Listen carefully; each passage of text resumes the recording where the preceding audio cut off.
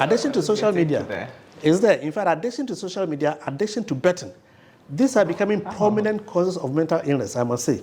Okay. I get calls by young people who are addicted to betting. I've spent all my money. I've gone to borrow money from my friend. I've gone to use my school fees to bet, and then I didn't win. But I'm so much addicted to that, I can't stop it. And eventually they want to take their lives. Suicide. It's mental illness. What exactly should you use your time on social media for? As you said, it's a tool that can be used for good or for bad. And the individual, guided by your parents, will need to know how to regulate themselves. Children, as I said, especially, you see, in your teenage years, and as you are growing up to age 28, the brain is still developing. Oh. The part of the brain we call the forebrain is a part of the brain that develops last. The forebrain is actually the executive. The whole brain is the executive of the body. The forebrain is the executive of the brain.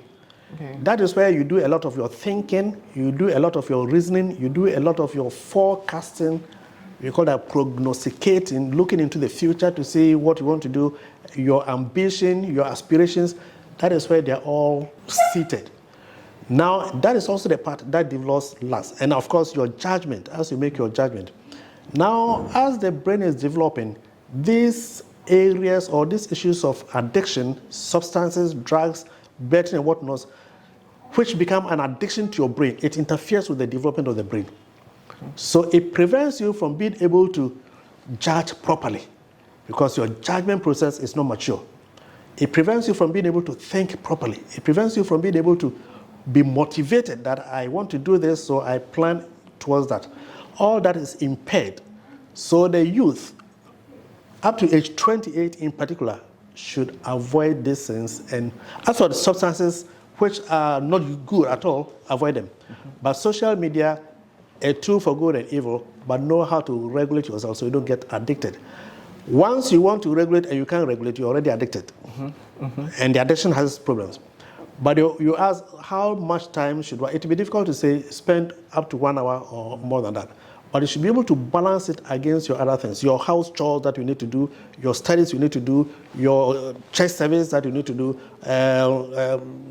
all these things. You should be able to balance them and give just adequate time to each. If you realize that you are giving too much time to social media, you are addicted, and that can affect you. But otherwise, the social media can be used to learn a lot.